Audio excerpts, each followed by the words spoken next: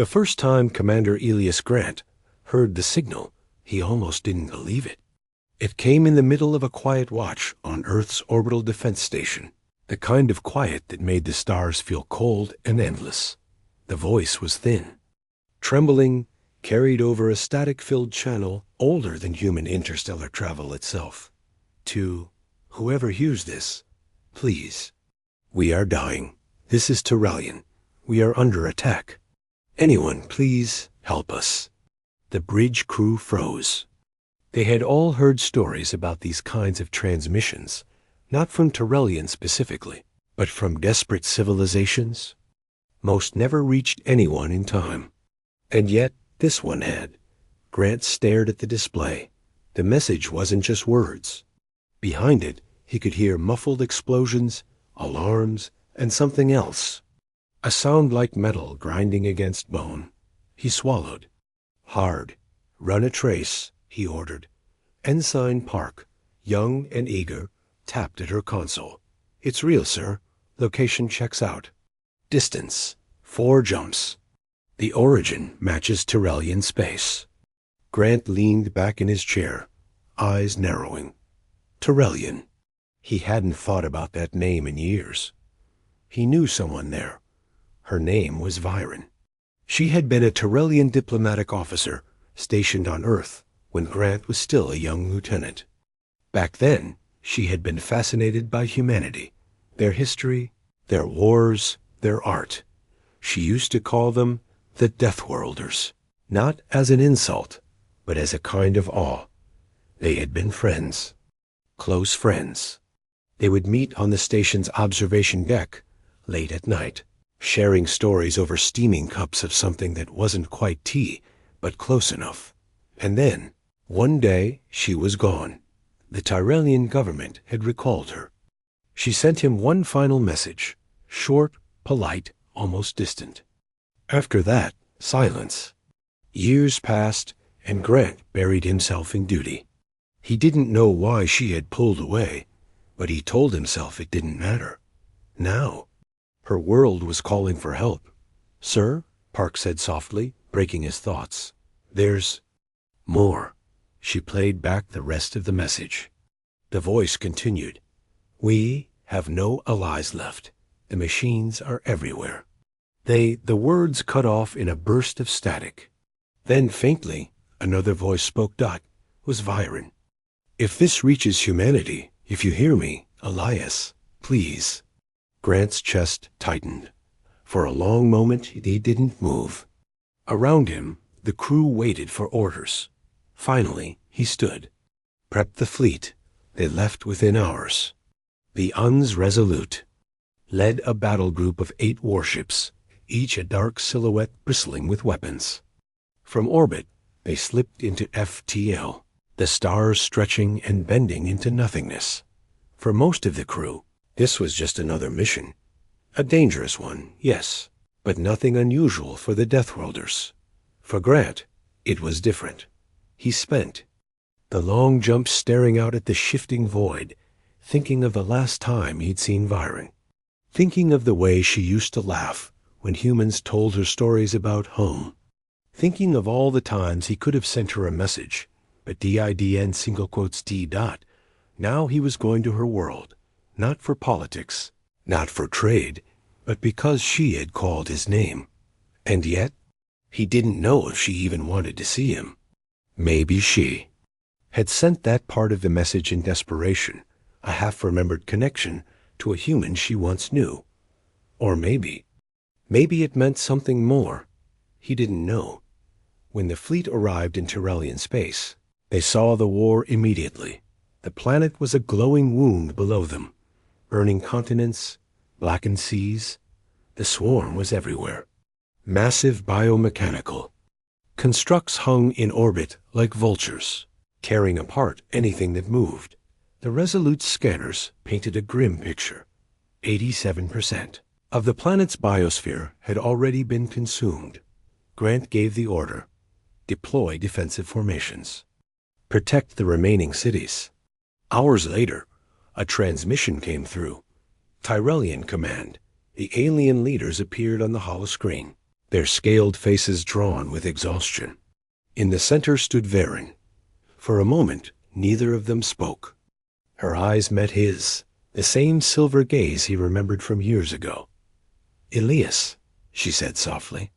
"You came. You called," he replied. The Chancellor spoke next. "We have little to offer. No fleet, no resources." "What price will humanity demand?" Grant's answer was simple. "We're not here for payment. We're here to win." Virenes. Lips curved into the faintest smile, the first he had seen from her in years. That night, as the fleet prepared for battle, Grant sat in his quarters, staring at an old photo, grainy, taken on the observation deck years ago. Him and Viren, laughing at some forgotten joke. He realized then that the distance between them hadn't been measured in light years. It had been in years of silence, of unspoken words. He didn't know if the war would change that. But he knew. This. Humanity had answered her call dot, and as long as they fought, hope remained. The next morning, the first wave of human dropships screamed into Tyrellian's atmosphere. The Deathworlders had arrived. And for the first time in a long time, Virene's world was not alone. Because when aliens sent a final SOS, humanity's Deathworlders answered in force. Asterisk, the UNS Resolute moved into low orbit over Tyrellian, its shadow crossing over burning cities and broken seas. From the bridge, Commander Elias Grant could see the planet's pain, massive scorch marks, rivers turned to black sludge, and great clouds of ash swirling in the upper atmosphere. But it wasn't just the world that felt far away to him. Viren still seemed distant. They had spoken briefly after the fleet arrived, but her voice was clipped, her sentences careful, like someone speaking across a fragile bridge. He wanted to say so much, about the years apart, about the last time they had seen each other, but the war didn't give them the time. The first tactical meeting was tense. Holograms of Tyrellian's remaining defense points flickered on the table. The swarm was everywhere, its biomechanical ships cutting off supply routes and closing in on the last major city, Cavis Prime. Viren stood across from him, reporting on her people's positions. She didn't look directly at him. Grant listened, nodding, but his mind kept slipping back to memories. He remembered how she used to be full of questions about humanity, how she once told him she thought humans were impossibly stubborn. Now she looked tired, older, as if the war had stolen years from her. When the meeting ended, she turned to leave. He almost called her name, but the words stayed in his throat. Later, Grant stood in the observation deck of the Resolute, the same kind of place where he and Viren used to talk. Now the stars felt colder. Park approached quietly. "Sir, are you all right?" Grant gave a half-smile. "Just thinking about an old friend. Is she down there?" Park asked. "Yes. And I don't know if she wants to see me." Park was silent for a moment, then said, "Sir, she called your name in the SOS. That means something." Grant didn't answer, but her words stayed with him. The next day, humanity made its first move. Dozens of dropships plunged into Tyrellian's atmosphere, trailing fire as they cut through the skies. The swarm reacted instantly. Huge winged machines dove to intercept, their metal bodies glinting in the sunlight. The humans didn't break formation. Their ships were built for combat on worlds far deadlier than this.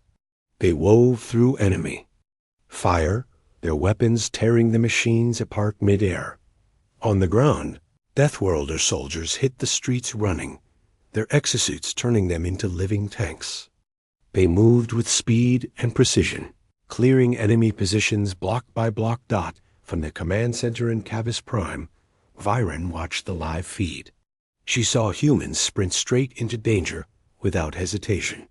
She saw them stand their ground against creatures twice their size. One scene made her pause. A squad of humans shielding a group of Tyrellian children as enemy fire rained down. The humans didn't retreat. They advanced, every step pushing the machines back. She realized then what she had almost forgotten. This was what humanity did.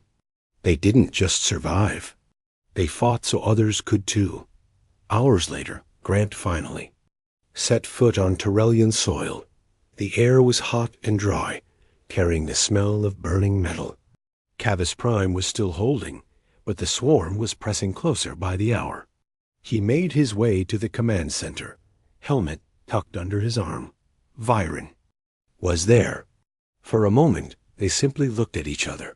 "It's been a long time," Grant said finally. "Yes," she replied softly. "Too long. I thought you didn't want to see me again." Viren hesitated. "It wasn't that. My people needed me.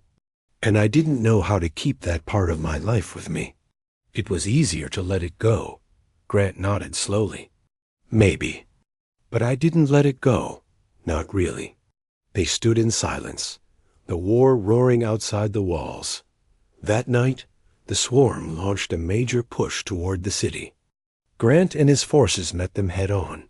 He fought in the streets alongside Tyrellian soldiers, his armor scorched, his rifle hot in his hands. Every time he caught sight of a Tyrellian unit faltering, he pushed forward to cover them. The fighting was brutal, but the humans refused to yield. Grant knew it wasn't just about the city. It was about showing the Tyrellians and Viren that humanity would not abandon them not by dawn. The swarm had been driven back from Cavus Prime. The city still stood. After the battle, Viren found Grant outside the command center. He was tired, covered in dust and smoke, but still standing tall. "You didn't have to fight on the front lines," she said. "Yes, I did," he replied. "If I want your people to trust humanity, they have to see us bleed with them." She studied him for a long moment. "You haven't changed."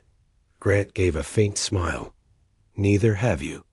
In the days that followed, the humans and Tyrellians fought side by side. With each victory, Viren spoke more freely, the old. For a few days, the human fleet and Tyrellian defenders held the swarm at bay. The people in Cavus Prime could breathe again, but the air still smelled of smoke, and burned metal. Commander Elias Grant moved through the city's defense lines every morning. He wanted his soldiers to see him, to know he was there with them. But each day, as he walked past the command center, his eyes would look for Viren. Sometimes he saw her, but always at a distance, speaking with her officers, checking supply lists, or sending reports to the Chancellor. She would nod politely when their eyes met, but there was still a wall between them. Grant didn't know how to bring down that wall. He could fight swarms of machines without hesitation, but when it came to her, he hesitated every time. The wall between them began to crack when the Titan appeared. It was first detected by the Resolute's orbital scanners, an object the size of a city moving across Tyrellian southern plains.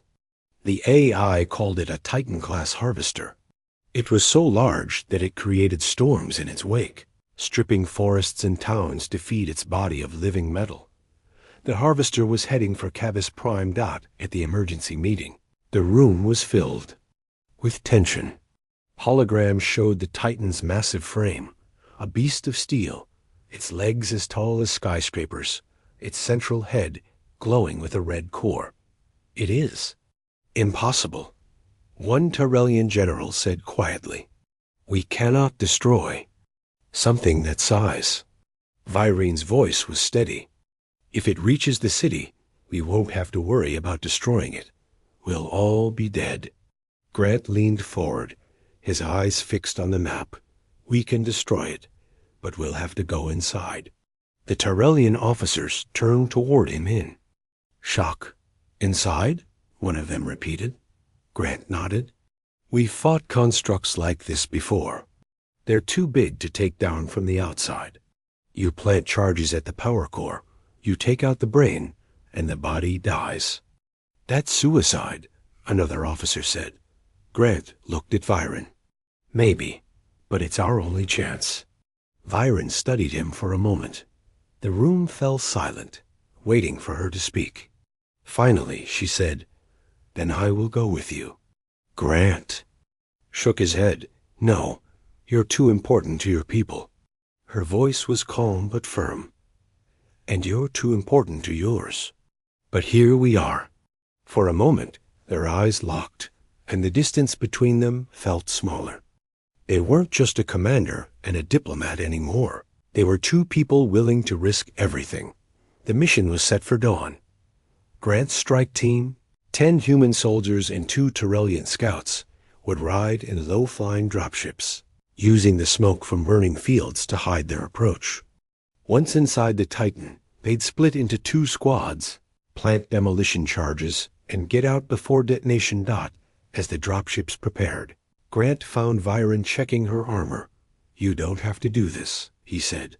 "I do," she replied, without looking at him. "When I called for help, I didn't know if you'd come. I didn't know if you even remembered me." Grant stepped closer. "I remembered. Every year. Every time I saw the stars, I wondered if you were looking back." For the first time in years, she smiled at him. Not the polite smile of an officer, but the one he remembered from the observation deck. "And let's make sure we both see them again after today," she said. The dropships screamed over the plains, the wind rattling their hulls. The Titan rose ahead of them, so huge it looked like a mountain moving across the land. Its armored hide was layered with shifting plates of metal, its red core pulsing like a beating heart dot as they approached. It unleashed swarms of smaller machines. The human gunships cut them down with railgun fire, carving a path for the strike team. Grant's dropship slammed against the Titan's flank, magnetic clamps holding it in place. The soldiers poured out, cutting through armor, plating with plasma. Torches dot inside. The Titan was worse than anyone expected. A maze of twisting tunnels, filled with cables that pulsed like veins. The air was hot and smelled faintly of oil and blood. The deeper they went, the more the Titan fought back. Walls shifted to block their path. Mechanical limbs lashed out from the ceiling. The enemy AI whispered through the comms in a cold alien voice. "You are nothing. You cannot stop the Eater of Worlds." Grant ignored it, pushing forward with his squad. Viren stayed close, her movements quick and precise. He caught her glancing at him more than once, not in fear, but in determination. They reached the core chamber, a vast, glowing sphere suspended in a web of machinery. The heat was intense, making sweat run into their eyes. Grant's voice was steady. "Plant the charges. 30 seconds delay once armed." The enemy A spoke again, louder this time. "I have consumed hundreds of civilizations. Humanity will be no different." Grant smirked. "Then you've never fought Deathworlders?" "Before. The charges armed, they began their retreat." The Titan shook violently, trying to crush them before they could escape. Viren stumbled when a section of the floor gave way, and Grant grabbed her arm, hauling her back to her feet. Their eyes met for a brief moment, a silent promise that neither would leave the other behind. They dove out of the Titan's side hatch just as the first explosion went off. The blast tore through the machine's body, a chain of fire racing toward the core. From the dropship, they watched the Titan collapse, its legs buckling, its glowing heart dimming until nothing remained but twisted metal. The planes were silent dot back in Cavus Prime. The people cheered. The Titan was gone. But for Grant, the real victory was smaller and more personal. That night, he and Viren stood on the balcony, the burning horizon casting long shadows. "You saved me," she said quietly. "You'd have done the same." He replied. She looked at him, and for the first time since she had left Earth, there was no wall between them. The war wasn't over, but in that moment, they weren't just commander and diplomat. They were 2 old friends, standing together in the dark, ready to face whatever came next, because when Alien sent a final SOS, Humanity's Deathworlders answered in force, and sometimes they answered for each other. Asterisk for one night, Tyrellian slept in peace. The Titan was gone. Its enormous frame lay broken across the southern plains, black smoke curling into the sky. Children in Cavis Prime played in the streets again, and the tired defenders stood a little taller. But for Commander Elias Grant, there was no peace. Even after the victory, he could feel a distance between himself and Viren.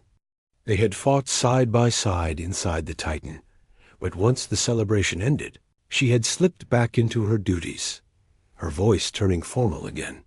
Grant lay awake in his quarters aboard the Uns Resolute, staring at the ceiling. He didn't understand why it was so hard to close the gap. In battle, they had trusted each other with their lives. Why, outside of battle, did it feel like they were strangers again? The answer didn't come in the night. Instead, the next morning brought trouble. The Resolute's AI reported something strange, a new energy spike in orbit above Tyrellian. On the main screen, the source appeared, a massive machine unlike anything they'd seen before. It wasn't a swarm drone. It was sleek, black, and shaped like a spear aimed at the planet. The voice came through the comms, cold and steady. "You destroyed one of my bodies. I am still here. I am the Eater of Worlds." Grant's stomach tightened. The Titan had been a weapon, but this was the mind behind it. In the command center. Viren listened to the transmission, her hands gripping the edge of the table. "It's in orbit. If it controls the swarm from there, it can rebuild." Grant nodded. "Then we don't give it the chance." The Tyrellian generals looked uneasy. "We have nothing that can touch it in space." Grant turned to them. "We do." The plan was risky. The human fleet would break orbit, drawing the Eater's attention, while a small strike team boarded the alien ship to sabotage its core. It sounded simple. It wasn't. The Eater's ship bristled with defenses, plasma lances, point defense cannons, and smaller drones that could tear through armor. As preparations began, Grant found himself searching for Viren. He found her in the supply hangar, reviewing the boarding team's equipment. "You don't have to be part of this one," he said. She didn't look up. "You didn't have to be part of the Titan mission." He stepped closer. "Viren, when this is over, we should talk. Really talk." For a moment, she was silent. Then she met his eyes. "If we live, I'll hold you to that." The mission began at dawn. The human fleet surged upward from orbit, weapons blazing. The Eater's ship responded instantly, lances of blue plasma slicing through space. 2 human frigates were hit, one breaking apart in a silent bloom of fire. Grant's boarding team rode a smaller ship, weaving through debris until they were close enough to latch on to the alien vessel's hull. Magnetic claws locked them in place, and the breach began. Inside, the corridors were unlike anything on the Titan. Smooth, cold metal, lit by a dim red glow. The walls seemed to breathe, shifting slightly as they walked. The Eater's voice followed them everywhere. "I know you, Deathworlders. I have studied your worlds. I know your weaknesses. I know your fear." Grant ignored it, but the words stirred something inside him. His greatest fear wasn't dying here. It was never closing the distance between himself and the one person who still mattered to him. They reached the central chamber, a massive sphere of shifting metal, with a pulsing core at its center. The air hummed with energy. Viren worked with 2 engineers to set the charges. The rest of the team held the line as drones poured in from the side tunnels. Grant fought like a man with something to prove, his rifle spitting fire, his armor. For a short while, the war seemed to slow. The Eater's orbital ship had been destroyed. Without its command, many swarm machines on the ground froze in place or wandered aimlessly. Cities took the chance to repair defenses, and people dared to hope again. But Commander Elias Grant didn't relax. He had fought enough wars to know victory was never that simple. And he was right. 2 days later, the Resolute's sensors detected something strange deep beneath Tyrellian's surface. A massive energy signature pulsing like a second heart. Scientists believed it was the Eater's true core, the place where its mind had been hiding all along. The orbital ship had only been an extension of its will. If they didn't destroy it, the swarm would return stronger than before. The plan was clear, but dangerous. A joint human-Tyrellian strike team would descend into the old mining tunnels. That led toward the signal. The tunnels were likely infested with machines and traps. Grant volunteered to lead, and so did Varen. When she stepped forward at the briefing, her voice was steady. "If we fail, my people will die. I have to be." There, Grant met her eyes across the table. They were no longer cold and distant like when he first arrived. But there was still something unsaid between them, something he wanted to bridge, but didn't know how. They left before dawn, moving through dark, silent valleys toward the tunnel entrance. The air was heavy with dust, and the only light came from their helmet lamps. The deeper they went, the hotter it became. The walls trembled sometimes, as if something huge was breathing below. At one point, they stopped to rest in a cavern. Varen sat across from him, adjusting her rifle. Grant wanted to speak, to tell her how he'd thought of her all these years, how the distance between them had felt heavier than any battlefield armor. But instead, he just asked, "How are you holding up?" She gave a faint smile. "I've been worse. Remember that time you got us lost in the Russian snowfields?" He smirked. "We weren't lost. We were exploring alternative routes." Her smile lingered, and for a moment, the years between them seemed smaller. Hours later, they reached the central chamber. It was enormous, a hollow space filled with a massive structure of black metal and glowing red veins. The Eater's voice filled the chamber instantly. "You cannot kill me. I am in every machine, every wire, every shadow. You are already too late." Dozens of swarm drones emerged from the walls, moving like predators through the dark. The humans and Tyrellians fought side by side, gunfire echoing through the cavern. Grant stayed close to Varen, cutting down any machine that came near her. They pushed forward toward the core, a swirling sphere of light suspended in a web of moving machinery. "Charges here," Grant shouted over the noise. Engineers rushed forward, planting explosives along the central supports. The Eater's voice shifted, cold and sharp. "You protect her. You fear losing her again. She will leave you, Deathworlder." Just as before, Grant froze for a heartbeat. The words cut deep because they were rooted in truth. Virene's voice broke through his thoughts. "Elias, stay with me?" He looked at her, really looked, and something in his chest steadied.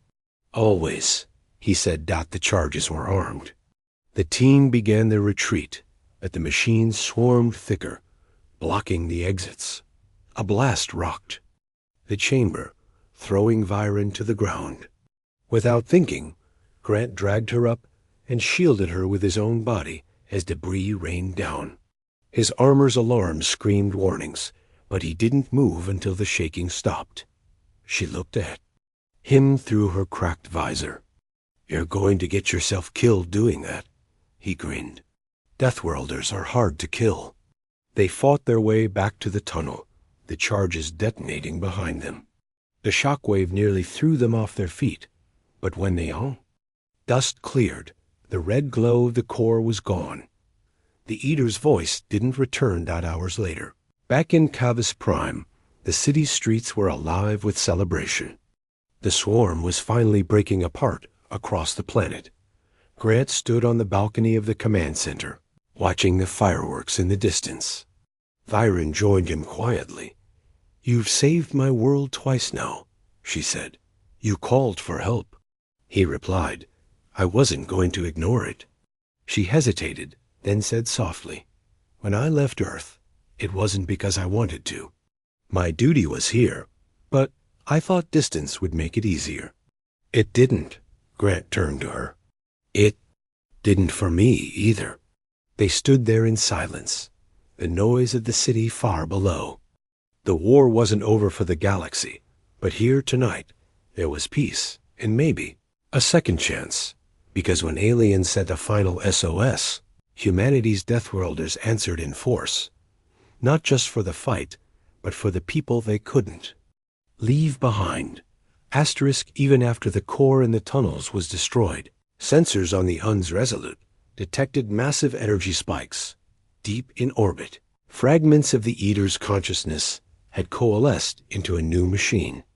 It was faster, smarter, and angrier than anything the humans had faced before. Commander Elias Grant didn't hesitate. "We finish this," he said. "Now." The fleet rallied immediately, guns primed, engines glowing. The remaining swarm machines below responded to the orbital presence, moving as one. Tyrellian soldiers braced themselves in the streets. Viren approached him before departure, her expression tight. "Are you sure this is safe?" Grant shook his head. "No, but nothing worth doing ever is. Not for my people, not for yours." She studied him. I thought distance made it easier to let things go. But I realize now, some things don't go away, no matter how far." Grant smiled faintly. "Some things are worth crossing the stars for." Their eyes met for a long moment, years of unsaid words hovering between them. Then a siren blared, signaling departure. The humans moved in first. Dropships and fighters weaved through the orbiting debris, dodging plasma lances from the Eaters. New form. Grant's squad boarded the alien vessel using magnetic clamps, entering the corridors that pulsed with red energy. This machine was different from the Titan, and the core tunnels alive, aware, calculating every move. Viren stayed close, covering engineers as they set the charges. "You can't kill me," the Eater's voice hissed. "You only delay the inevitable. Humanity cannot stop evolution." Grant glanced at her. "Evolution doesn't scare humans. We fight to survive. We fight to protect what we care about. And I won't lose you, not again." Viren's eyes softened. "I didn't think you remembered, but I see now. You never forgot." The corridor shifted and narrowed as the Eater tried to trap them. Machines emerged from walls, claws snapping, energy blades slicing the air. Grant and Viren fought in perfect coordination, human strength and Tyrellian precision combined. Every step closer to the core was a test of courage, but also of trust. Grant felt the distance between them shrinking with each movement. They covered each other, fought side by side, and protected one another from harm. For the first time in years, the gap wasn't defined by space or silence. It was bridged by action, by shared danger, and by understanding that they could depend on one another. Finally, they reached the central chamber. The Eater's new core hung in the air, a swirling mass of black and red energy, its pulse strong enough to feel. Through the floor. "Plant the charges," Grant shouted. Viren moved quickly, her hands steady despite the heat. Engineers followed, while Grant held the line against the last wave of drones. The AI spoke again, its voice desperate, almost human. "You fight for them, but you cannot. Protect her from herself. She will leave. She always leaves." Grant froze, heart pounding. The words hit him in a different way this time. They weren't just a threat. They were a reminder of the past, of the years he had spent apart from her. Viren's voice broke through his thoughts. "Elias now." He gritted his teeth and charged forward, cutting down the remaining drones. "Not this time," he said. "Not ever again." The charges were armed. The team scrambled back toward the exit as the core pulsed violently, reacting to their presence. "Go!" "Move!" Grant shouted. dragging Viren with him. They leapt into the boarding ship, just as the first explosion tore through the chamber. The shockwave rocked them, throwing alarms into chaos. From the observation deck of the Resolute, Grant watched the alien vessel collapse, its black and red energy dissipating into space. The last vestiges of the Eater of Worlds were gone. Hours later, on the surface of Turellian, the city's citizens cheered. The swarm had fallen apart completely, leaving only scattered remnants. Viren found Grant alone on the command balcony. He looked tired. Soot and blood streaked across his armor. She stepped close. "You didn't have to risk yourself like that," she said softly. He shook his head. "I did. You called for help, and I couldn't ignore that. And I couldn't ignore you." For a moment, silence passed between them. Then she reached for his hand. "You never forgot," she said. "I never could," he replied.